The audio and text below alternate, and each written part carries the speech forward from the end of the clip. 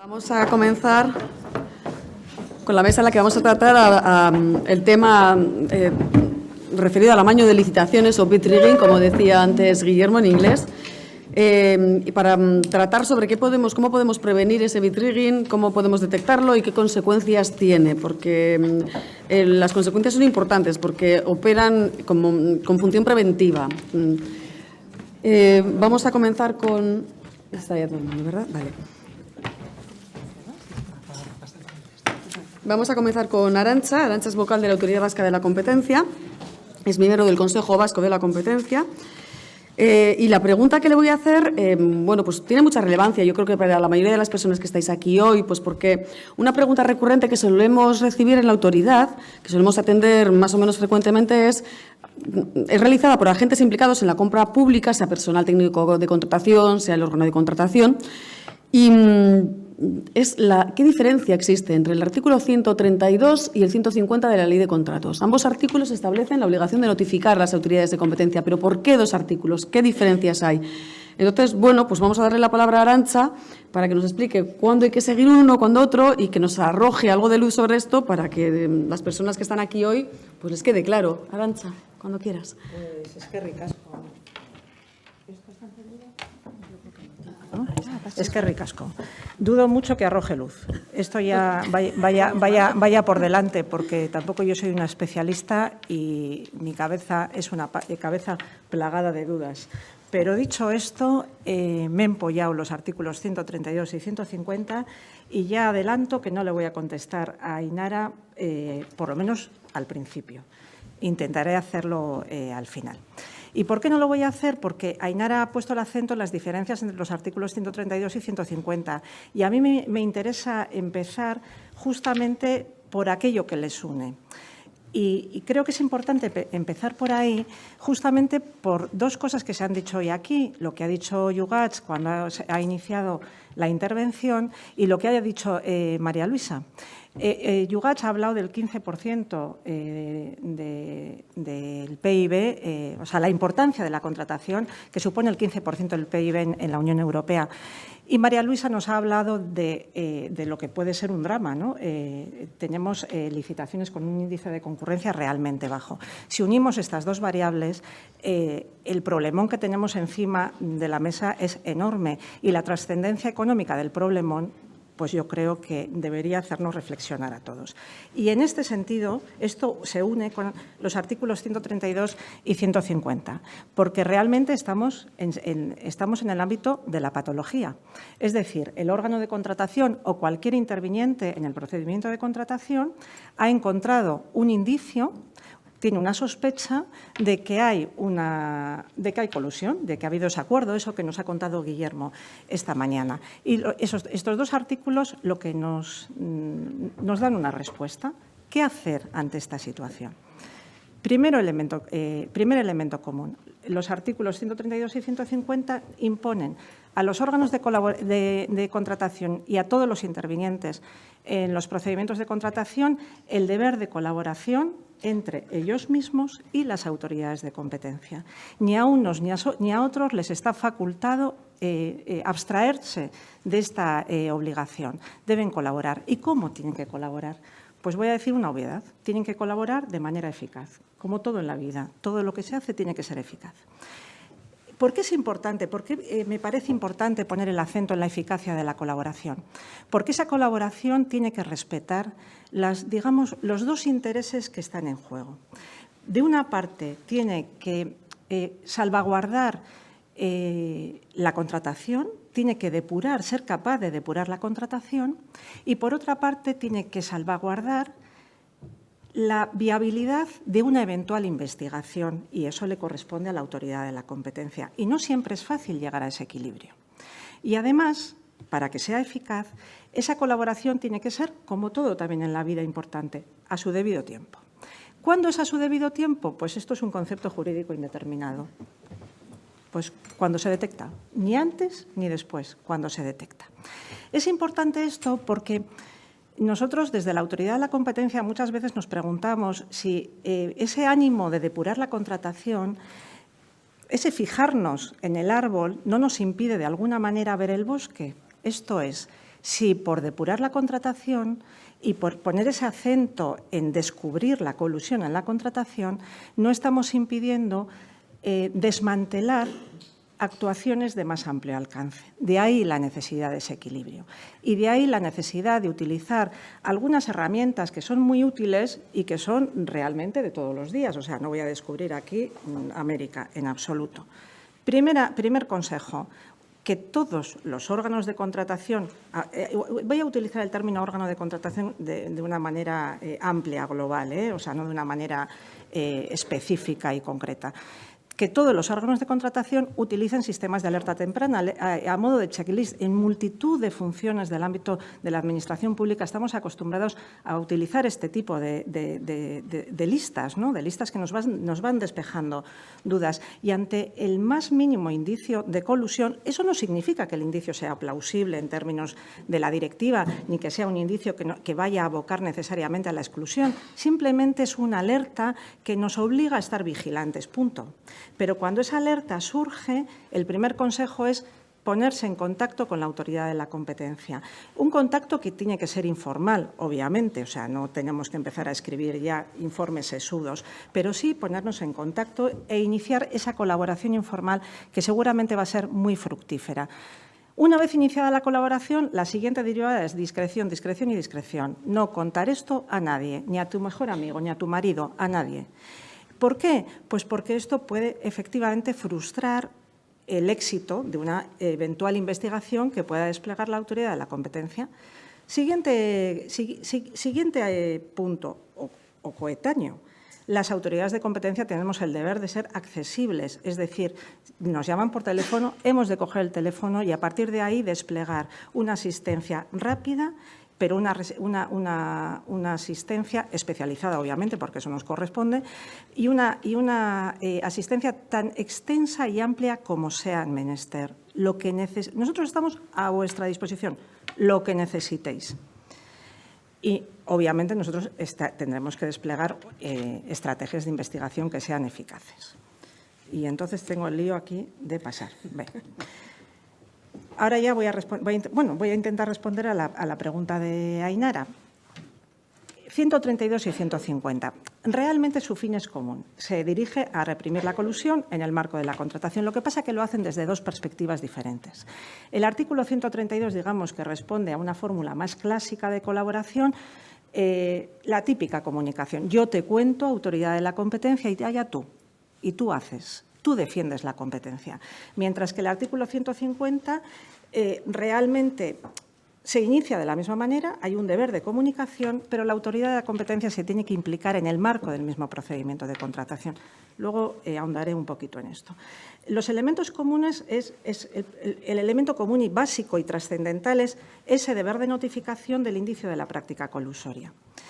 El artículo 132 es cierto que permite no solo la práctica colusoria entendido en el sentido que ha dicho Guillermo, no me voy a extender, sino cualquier infracción que pueda, posible infracción, obviamente, que pueda detectarse, infracción a la normativa de competencia, pues un abuso de posición de dominio que no estaría amparada por esa definición de práctica colusoria del artículo 1 que ha comentado Guillermo esta mañana. Me parece muy, muy importante abordar ¿cuál es el estándar del indicio que justifica que el órgano de contratación reaccione? Porque no puede ser cualquier estándar, no puede ser cualquier indicio. No por concurrir en UTE y poderlo hacerlo individualmente se está coludiendo. Puede que sí o puede que no. El indicio, y aquí tengo el siguiente problema, que no sé cómo hacerlo, el indicio tiene que ser relevante y bastante, que es muy, bueno, son también conceptos jurídicos indeterminados, pero relevante, entendiendo que tiene que ser importante, uno o varios indicios, no tiene que ser un indicio, puede ser la concurrencia de varios indicios, y bastante tiene que ser suficiente, es decir, en solitario o en concurrencia deben alertar al órgano de contratación que algo está ocurriendo. Y para hacer ese examen, ¿qué hace falta? Pues como casi todo, cuando estamos ante el caso concreto, que es lo importante, en el caso concreto se detecta la relevancia o la irrelevancia, tiene que ser un análisis circunstanciado. Para el análisis circunstanciado tenemos varias variables. Hay que analizar la contratación. Algunas cosas de la contratación tienen su intríngulis y que son muchas veces determinantes de que en esa contratación lo normal es que pase cierta cosa. Luego os voy a contar un caso que yo creo que es ilustrativo. Luego, obviamente, hay que analizar el comportamiento de los licitadores, pero también hay que analizar el mercado, porque es posible que el comportamiento del licitador se justifique en la realidad del mercado, puede que sí o puede que no.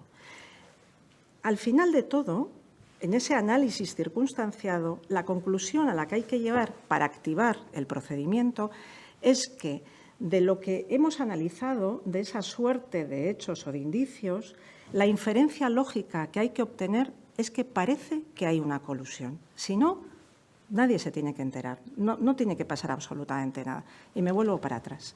Ese tiene que ser el contenido de la notificación del órgano de contratación a la autoridad de la competencia. Me he detenido en este punto porque la literalidad de los artículos 132, 150 y 69, que remite al 150, es muy dispar. En uno se habla de indicio fundado, que parece referirse a ese indicio suficientemente plausible del que habla la directiva, mientras que en el artículo 132 se habla de posible indicio, de cualquier indicio, y en el 69 de posible indicio. En nuestra opinión, la diferencia de las palabras, que suele ser raro, porque normalmente en las leyes la diferencia de las palabras siempre responde a algo, pero en este caso creemos que no responde a nada sustancial, porque entenderlo de otra manera creemos que nos llevaría a una suerte de, vamos a decir, de estado policial, si se admite la expresión, en el ámbito de la contratación pública, que no tiene ningún sentido. O sea, partir de la base del incumplimiento en vez de partir de la base del cumplimiento no encuentra razón de ser. Hay que reaccionar cuando estemos ante algo muy sospechoso. ¿Qué nos tienen que remitir? Pues yo iría al artículo 150. Nos tienen que remitir lo que dice el 150, ni más ni menos. Expediente completo, totalidad de ofertas. Si se entiende que ese indicio tiene alguna relación con una licitación pasada o una licitación que está en trámite en otro ámbito territorial, por ejemplo, pues se agradece y además seguramente ofrecerá luz y resultará ilustrativa. Y, obviamente, hay que evitar presunciones generales. La UTE es muy clara. Porque se concurra en UTE o hay un compromiso de conformar una UTE y cuando se tenga una solvencia suficiente no hay que… O sea, la derivada necesaria no es que se está coludiendo. Es necesario, y también nos lo ha explicado Guillermo, que si se dan eficiencias de las que resulten beneficiarios los consumidores, en este caso el poder adjudicador es el primer consumidor, la UTE puede estar justificada. Si no se restringe la competencia, si no hay prohibiciones, y si igual hay una lógica empresarial y esa también se puede analizar en el marco de la contratación, pues realmente no hay que presumir otra cosa más que adelante. O sea, no pasa absolutamente nada. Y ahora ya voy a lo que me ha dicho Ainara. Diferencias. En un caso estamos en la colaboración unilateral, artículo 132, y en otro caso estamos en una colaboración bidireccional y recíproca. Recíproca porque aquí sí que tenemos algo que decir. La autoridad de la competencia está obligada a asistirle al órgano de contratación, pero está obligada a asistirle en un ámbito muy concreto. Quiero decir con esto que no esperéis de la autoridad de la competencia grandes análisis que os vayan a arrojar luz para toda la vida. No. La autoridad de la competencia está para analizar única y exclusivamente si estamos ante un indicio fundado y tiene como marco de análisis exclusivo el indicio que le habéis trasladado. Nada más. No tiene que hacer una investigación prospectiva en absoluto. Tiene que estar a la letra de lo que le habéis contado y la autoridad de la competencia abordará un análisis que va a ser sucinto, obviamente, en el marco del 150, perdón, se me ha olvidado decir esto, para determinar si efectivamente estamos ante un indicio colusorio.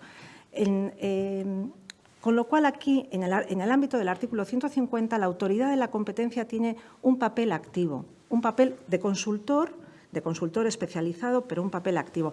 Mientras que en el artículo 132 el papel de la autoridad de la competencia es un papel pasivo, de mera receptora. La autoridad de la competencia recibe la notificación y puede que haga algo o no haga algo, no en función de un análisis discrecional, en absoluto, sino porque previamente ha analizado si lo que se le ha comunicado tiene sustancia y una vez concluido si la tiene o no la tiene, iniciará lo que parece, si la tiene, obviamente iniciará unas diligencias previas, una información reservada, investigará y aquello abocará o no a un procedimiento sancionador.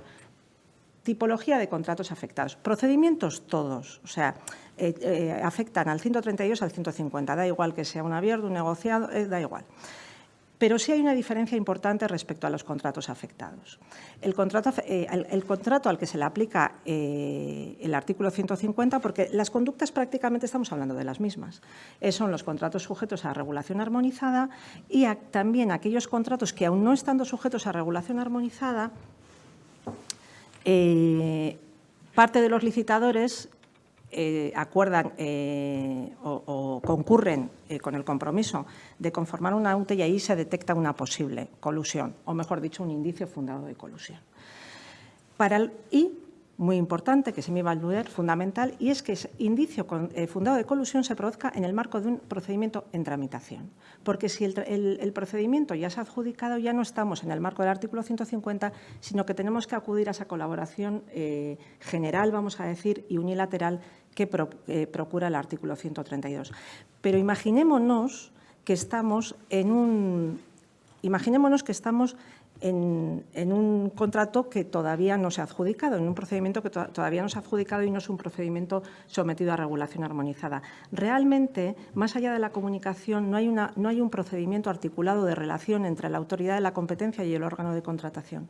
Pero como todo es libre en este mundo y tenemos la Ley 39 de 2015 que siempre nos ayuda, nada impide en absoluto al órgano de contratación pedir la asistencia de la autoridad de la competencia, porque si el indicio, a su juicio, es suficientemente fundado, ¿quién mejor que la autoridad de la competencia para avalar si eso efectivamente es fundado o no es fundado y poder articular un incidente contradictorio para que culmine en esa depuración de la contratación? Pero, insisto, esto sí que sería aplicación directa de la directiva y no una previsión, y de la Ley 39, y no de una previsión de la ley. Los obligados a comunicar, en un caso el 150 es única y exclusivamente los órganos de contratación y el artículo 132 amplía más ese abanico. Podríamos hablar de los participantes en los procedimientos de contratación y suma pues, los órganos consultivos, la Junta Asesora de Contratación Pública en el ámbito de la Administración de la Comunidad Autónoma de Euskadi y los órganos de resolución de recursos contractuales. Antes he dicho que iba a contar un caso que me parece importante. ¿Cómo ando de tiempo? Fatal, te quedan 2 minutos. Bueno, en 2 minutos. Sí, en 2 minutos voy a intentar. Bueno, sí voy a invitar a que analicéis una resolución del OARC, que es la 93/2021, que me parece que es extraordinaria en lo que se refiere al análisis de indicio. Pero voy a utilizar una resolución del Tribunal, a ver si lo digo bien, el Tribunal Administrativo Central de Recursos Contractuales, porque la voy a ficcionar, y yo no me atrevo a ficcionar al OARC, pero sí ficciono al Tribunal Administrativo Central. A ver, se trata de una contratación, a ver si lo digo bien, Se trata de una contratación de suministro para el servicio de farmacia de un hospital. Hay un lote que es el lote en el que se detecta el indicio colusorio. Y esto tiene su dificultad para mi memoria, es preparación automatizada de medicación para pacientes individualizada por toma y dosis. Creo que lo he dicho bien. Entre los criterios de adjudicación, me olvido del precio, los sometidos a juicios de valor, 40 puntos, 13 subapartados. Es que tiene que ver con cómo hay que analizar los indicios. Los criterios, 10 puntos, criterios sometidos a valoración automática, 10 puntos, 3 subapartados. Primera conclusión que saca el tribunal. Ya digamos que el ámbito sustantivo de la contratación, que es la sanidad, ya presenta complejidad en sí mismo. Pero dice el tribunal, la propia configuración de la contratación es lo suficientemente compleja con esta panoplia de apartados y subapartados como para concluir que no debe de ser fácil formular una proposición debe ser complicado. Luego, que se me presenten 2 ofertas prácticamente idénticas es casi un imposible. Pues es justamente con lo que se encuentra el tribunal, con 2 ofertas prácticamente idénticas. La ficción es que el tribunal analiza dos ofertas del mismo grupo y yo digo que no son del mismo grupo porque se nos plantean problemas de legislación de competencia y yo no quiero meterme en líos, no quiero. Por eso la ficciono. Hay 2 empresas, en este caso en mi ficción, que son 2 empresas totalmente autónomas que presentan oferta idéntica. ¿Y por qué es idéntica? Llega a decir el tribunal, son ofertas calcadas. Ejemplos de los indicios. Esto es real, 89 gráficos y fotografías idénticos. No, 89 fotografías idénticas, 23 gráficos idénticos, 19 certificados idénticos. 6 menciones a la otra empresa, no como si fuera un tercero, sino como si fuera la propia empresa. Una referencia a un certificado de calidad emitido a una de las empresas como si fuera de sí misma. Conclusión, estamos ante una oferta idéntica que curiosamente solo se diferencia en el precio. Una incurre en sospecha de anormalidad, es anormalmente baja, y sin embargo la otra va a precio de licitación. Siguiente conclusión, es una oferta de cobertura. Esto es lo que analiza el tribunal y me interesa que veáis cómo por una parte, y dice otra cosa, el mercado es tan complejo que esta colusión, y se han presentado tan pocas empresas, que esta colusión incide muy directamente en la concurrencia, es decir, digamos que la licitación se queda absolutamente coja. ¿Por qué me interesa esto también? Y ya que termino, ¿por qué me interesa este ejemplo? Porque este es el ejemplo de lo que no debe ser. O sea, es el ejemplo de lo que debe ser en el análisis del indicio y es el ejemplo de lo que no debe ser en la colaboración.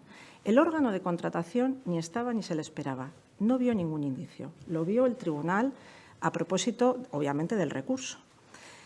Y entonces dices, madre mía, ¿de qué le ha servido? ¿De qué ha servido todo este tiempo si el órgano de contratación ha tenido que esperar más de 2 años para ver adjudicada esa contratación, para haber satisfecho el interés público al que sirve? Y desde el punto de vista de la competencia, porque no os he dicho una cosa, el tribunal ordena retrotraer las actuaciones para que justamente se tramite el procedimiento sumario del 150. Un procedimiento sumario con luz y taquígrafos, es decir, 0 discreción, no sirve para nada. Con lo cual, colaboración a tiempo, colaboración eficaz y colaboración, colaboración y colaboración. Y con esto termino. Llamadnos por teléfono. Qué ricasco. Es que ricasco. Por si no se ha notado, la pregunta estaba pactada. Vamos a ver, siguiendo con lo que decía Arantxa, sí, por favor, seguid llamándonos, da igual, explicaremos las veces que haga falta la diferencia entre el 132 y el 150, somos compañeros, utilizar la vía que queráis, teléfono, vía consulta mail, lo que sea. Vamos a continuar con la directora de Patrimonio y Contratación, con Almudena, que, el Gobierno vasco como administración... ¿Está? ¿Sí? Sí. Vale, os ondo. Vale. El Gobierno vasco, como Administración General de la CAE, realiza un elevado número de contrataciones. Convocáis un montón de licitaciones públicas y el volumen en términos económicos, pues ciertamente es elevado. Por lo que la existencia de colusión o amaño en las licitaciones puede tener efectos muy perniciosos para nuestra comunidad autónoma, no solo por la pérdida económica que supone, pérdida económica que podría ser utilizada para realizar otro tipo de políticas sociales, educativas, lo que sea, es una pérdida de recursos económicos, pero además también se pierde la falta de rivalidad en las licitaciones, trae como consecuencia la falta de calidad también, y de innovación y otras cosas. Entonces, desde el Gobierno vasco, la pregunta sería, ¿estáis realizando algo para intentar prevenir la colusión en las licitaciones públicas? Bueno, es que ricasco a la Autoridad Vasca de la Competencia por organizar esta jornada y por invitarnos. Y además, has hecho referencia a que nos podríamos ahorrar dinero y tenemos al viceconsejero de presupuestos. Así que, efectivamente es así. Yo creo que en esta jornada lo que ha quedado claro es que los elementos fundamentales de la contratación pública, y no os descubro nada porque la mayoría estáis en órganos de contratación, es la publicidad, la transparencia, la competitividad y, desde luego, la mejor oferta calidad-precio, ¿no? En este sentido, entendemos, y bueno, nosotros como a la Dirección de Patrimonio y Contratación, en este caso, que es la que yo estoy, nos llegan aquellos contratos, somos mesa de contratación, en los contratos de determinadas cuantías por el decreto 116/2016, ¿no? Pero es verdad que vemos quizás los contratos más gordos, por decirlo de alguna manera, del Gobierno, ¿no? ¿Qué es lo que ocurre? Pues que como si estáis en órganos de contratación y os toca hacer pliegos, pues bueno, pues hablaba Noé de la necesidad de planificar y yo creo que esa es la clave, ¿no? Planificar bien, y no siempre es fácil, y sobre todo hacer unos buenos pliegos.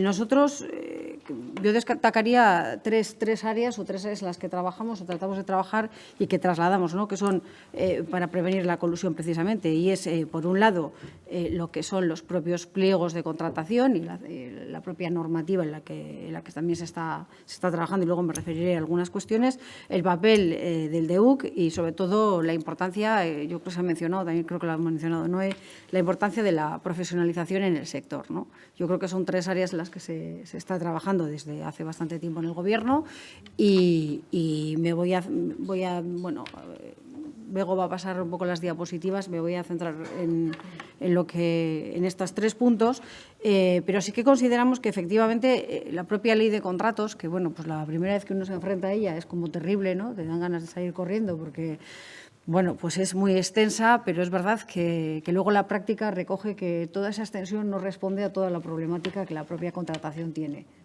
Entonces, bueno, pues la preparación de los contratos, la selección, la adjudicación es muy importante, y vuelvo a lo que Noé y Guillermo comentaban, ¿no? La necesidad, pues, de una buena planificación y de unos buenos pliegos.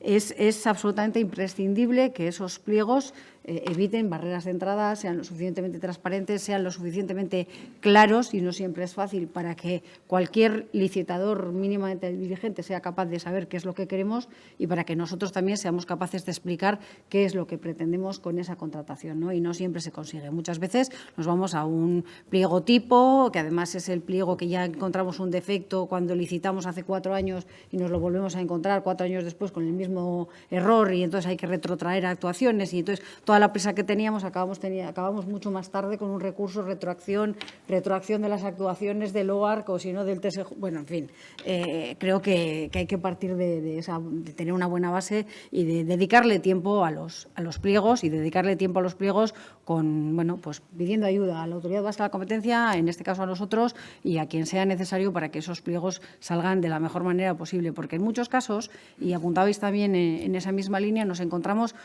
y nos hemos encontrado hace poquito con un tema, ¿no? Y por lo menos nosotros desde la dirección, cuando se producen esas situaciones en las que previsiblemente va a haber muchos licitadores interesados, pues porque han ido a visitar las obras, por ejemplo, realizamos todos los edificios de educación, de sanidad, o sea, Osakidetza va por su parte, ¿no? Pero todas esas, sobre todo los edificios de educación, son de cuantías importantes. Entonces, cuando hay licitadores que van a visitar las obras, molestan en preguntar, en participar, y te encuentras con que se ha quedado desierto, claro, la primera reacción es, bueno, hay que analizar qué es lo que ha pasado, ¿no?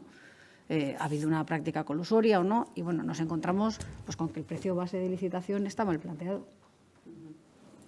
Entonces, partimos de un error en los pliegos. Y eso supone que hay que volver a sacar el concurso, hay que volver a hacer toda la tramitación, y entonces, pues eso supone demoras, y además, pues bueno, luego aparecen cuestiones como estabilizaciones y todas estas que conocéis perfectamente, y el retraso es todavía mucho mayor. Entonces, por eso insisto en lo que comentabais desde el principio, ¿no? Y luego, en cuanto a controles internos, pues bueno, desde luego hay que intentar monitorizar todo el procedimiento para tener claro dónde puede haber posibles prácticas colusorias en cada momento, ¿no? Y nosotros lo recogemos en los propios pliegos. En los PCAP ya está recogido que en el caso de que haya cualquier indicio, cualquier hecho que nos pueda llevar a ello, pues que se pondría en conocimiento, pues como no podía ser de otra manera, de la Autoridad Vasca de la Competencia. Y lo mismo también en el caso de las UTEs, que también habéis comentado y que tampoco voy a insistir en ello, ¿no? Otra medida, pues las medidas de autocorrección, ¿no?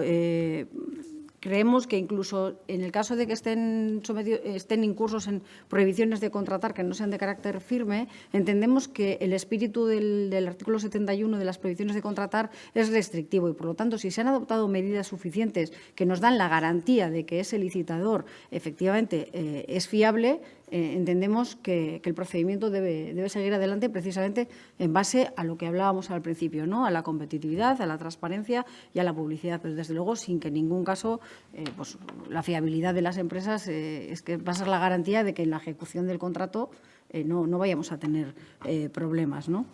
En cuanto al segundo punto del que hablaba, pues era el de EUC, ¿no? Y para nosotros pues, consideramos que es muy importante, simplifica y armoniza la presentación de las declaraciones responsables y aquí pues, bueno, podríamos hablar, bueno, en los pliegos lo tenemos incluido como anexo en cualquier tipo de pliegos y hablamos primero de la declaración de motivos de exclusión, que declaran en el DEU que no existe ningún motivo de exclusión, que no haya habido ningún acuerdo para falsear la competencia o hayan sido sancionados por infracciones, bueno, hablabais de graves o muy graves en esta materia, como ya también se ha adelantado, la obligación de transparencia y veracidad, que sea cierta la información que se aporta, porque efectivamente la falsedad pues, puede ser una causa de exclusión y incluso de responsabilidad penal o administrativa, ¿no? Y están obligados a verificar esa veracidad. Nos encontramos en alguna ocasión pues que en el DEUC aparece una cosa, nos ha ocurrido por ejemplo, con el tema de los planes de igualdad, pues no están incursos en ninguna prohibición de contratar y cumplen absolutamente todo y luego vas a consultar y te encuentras bueno, pues que no está vigente o que, bueno, pues y ese tipo de cuestiones, pues también volviendo a las posibilidades de autocorrección, pues también damos la posibilidad de que, bueno, nos expliquen qué es lo que ha pasado en el caso de, por ejemplo, alguien, hombre, si no tienen inscrito el plan de igualdad, y me voy a centrar porque es un caso como muy claro, pues es evidente que pues no puede seguir adelante la licitación porque incurre en una prohibición de contratar. Pero claro, se nos surge la duda de qué ocurre si tienen inscrito el plan, pero la vigencia ya está caducada, digamos, a 31 de diciembre y estamos en una licitación el 15 de enero, ¿no? Entonces, realmente tienen inscrito un plan, pero no está vigente. La ley no habla de no vigente. Y volviendo al espíritu del artículo 71, pues entendemos que, bueno, que si nos dan una explicación, que efectivamente, pues porque en ese momento pueden haber ocurrido diferentes circunstancias y hay una explicación que consideramos que entra dentro de estas medidas de autocorrección, pues bueno, la mesa de contratación haría la propuesta de continuar adelante con ese licitador, ¿no? La referencia también a las sentencias, a las condenas firmes. Es cierto que hay una sentencia del Tribunal General de octubre del 24 que dice que, aunque no sea firme, pues habla de esa fiabilidad. Y entendemos, bueno, pues que eso es lo que hay que primar, no tanto la firmeza o no de la condena, sino el hecho de que efectivamente sea fiable y que los indicios sean lo suficientemente razonables como para poder continuar en el procedimiento. No tanto en que sea firme o no, porque nos podemos encontrar con situaciones en las que efectivamente, aunque no sea la condena firme porque hay un recurso interpuesto, pues la garantía que nos da pues no es la adecuada y estamos hablando de recursos públicos y de cuestiones públicas, ¿no? Y bueno, pues entendemos pues, que el DEUC pues, está suficientemente detallado como para poder llevar a cabo todas estas cuestiones, ¿no? Y en tercer lugar, y voy a ser breve porque andamos de tiempo, y bueno, pues si queréis luego algún turno de preguntas o alguna cuestión, y bueno, os pasaremos si a alguien le interesa el propio PowerPoint, la profesionalización de la contratación pública. Para nosotros esto ha sido, bueno, la Junta Asesora, y está aquí la secretaria de la Junta Asesora, junto con el IVAP hemos trabajado o han estado trabajando durante más de un año en hacer un itinerario profesional, que si estáis aquí personal del Gobierno vasco, algunos sí que estáis, para hacer un itinerario que recoja absolutamente todo el itinerario que consideramos que es necesario para que efectivamente la contratación sea correcta, ¿no? Considerábamos que, bueno, que había 5 perfiles que eran los que tenían que tenerse en cuenta: el personal técnico de los servicios promotores de los contratos, el personal técnico presupuestario, el personal interventor, el personal técnico de contratación departamental y de órganos centralizados y un perfil básico para auxiliares administrativos y administrativos que al final recogiera las 12 competencias específicas de contratación pública de las que ya se habla, ¿no? Del dominio básico, intermedio y experto, y lo que se pretende es que la persona que haga el itinerario completo acabe teniendo una certificación, bueno, pues de experto, vamos a decir, en contratación pública, ¿no?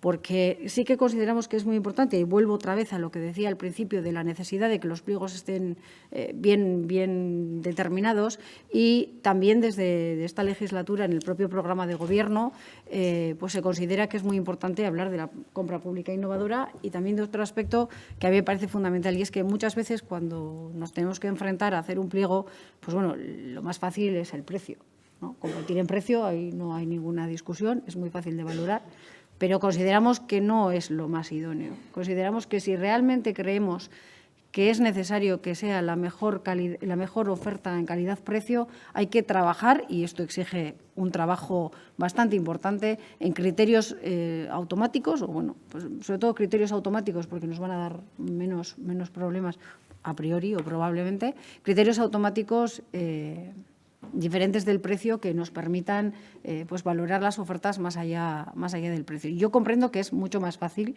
hacerlo en precio, porque exige menos trabajo objetivamente a la hora de valorar las ofertas, es mucho más fácil, pero es verdad que eso afecta a la competencia, y creo que ahí es un área en la que tenemos que trabajar todos para poder tener criterios, porque luego, pues esto lo hemos comentado alguna vez también con el OAR, ¿no? Claro, que tiene que estar, esos criterios tienen que estar ligados al objeto del contrato. O sea, hay una serie de cuestiones que al final no es tan fácil de determinar, pero considero que si queremos realmente gestionar eficazmente, de forma eficiente, y tener unos buenos servicios públicos o recursos públicos, o queremos gestionar los recursos públicos como corresponde, es importante trabajar en esta línea, y bueno, pues nosotros nos ofrecemos a ayudaros en lo que consideréis oportuno. Estamos trabajando en hacer una instrucción, una circular, una recomendación. Bueno, no tenemos muy claro cómo se va a denominar finalmente, pero sí para tratar de trabajar en esa línea que entiendo y reconozco que supone un esfuerzo para los técnicos y técnicas que tengan que hacer esos pliegos técnicos y administrativos y demás, pero creo que merece la pena que a veces, bueno, aunque tardemos un poquito más, y eso a veces pues hay que tirar un poco para arriba y decir que tengan paciencia, planificar bien y hacer unos buenos pliegos. Y por mi parte nada más.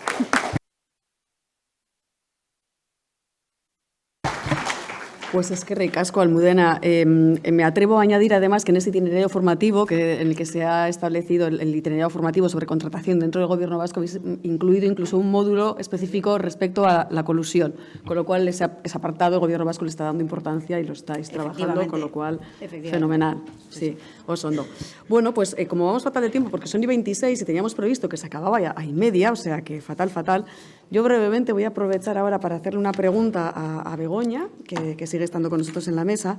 Y, bueno, la verdad es que es un tema que hemos tratado también en alguna otra ocasión, ¿no? Bueno, ahora mismo hemos escuchado hace poco a María Luisa también hablando sobre los datos de colusión que hay a nivel estatal, ¿no? Y comentábamos los órganos implicados en tener que notificarlos, ¿no? No solo los órganos de contratación, sino también los órganos de recursos contractuales. Entonces, ¿qué estáis observando respecto a la colusión? ¿Qué podéis ver los órganos de recursos contractuales? ¿Podéis también ayudar en esta materia? ¿Tenéis dificultades para poder detectar los datos y mandárnoslos? Es muy amplia la pregunta, lo que tú quieras. Sí, claro, según las perspectivas. Ainara, del 150 te puedo decir que no hemos visto ningún expediente que haya invocado el 150, de los que nosotros vemos. También es cierto que a lo que llega el órgano de recursos contractuales, muchas veces se impugnan los pliegos del contrato, es decir, no vemos siempre todo el procedimiento de adjudicación, sino que lo vemos muy segmentado. Hay un porcentaje de inadmisiones bastante importante que después de 11 o 12 años de marcha o de puesta en funcionamiento del LOAR sigue existiendo. Cerca del 10% de los asuntos no se admiten. No sabemos si es por problemas, pues porque no hemos explicado específicamente o expresamente cuáles son el procedimiento de recurso, cuestiones de plazos de presentación de ofertas, etcétera. Es decir, hay una parte de los recursos que ya se inadmite. Hay otra parte importante y cada vez más que se están impugnando los pliegos de prescripciones técnicas.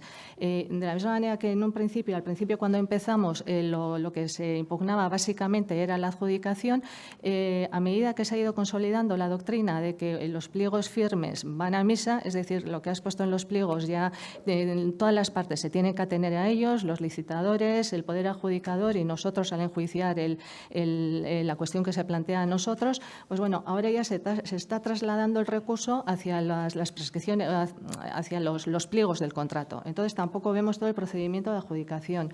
Y es cierto, lo que decía María Luisa, que cuando vamos o llegamos a ver la adjudicación, el número de licitadores pues es exiguo. Muchas veces son 2, 3 y poco más. Entonces, en esa, y además nosotros estamos muy focalizados por el principio de congruencia en lo que nos indican en el propio recurso. Entonces, a veces tampoco hacemos un análisis o ni siquiera vemos muchas veces la totalidad de las ofertas, con lo cual indicios de colusión pues no los detectamos muchas veces, y las veces que lo hemos detectado, pues bueno, es cierto que os hemos comunicado, no se publicitan. Hay una excepción, que es el de la subcontratación cruzada, que iba a explicar Guillermo, y en ese caso sí que se explicitó que lo íbamos a trasladar, pero por una razón, porque la pretensión del recurrente era esa, entre otras, era bueno, la exclusión del adjudicatario, y el recurrente solicitaba expresamente que remitiéramos el expediente a la Autoridad Vasca de la Competencia. Estuvimos dudando de si expresarlo o no en la resolución, precisamente por eso, por lo que habéis indicado, pues para que vosotros podíais hacer vuestra labor de una forma pues más discreta o discreta.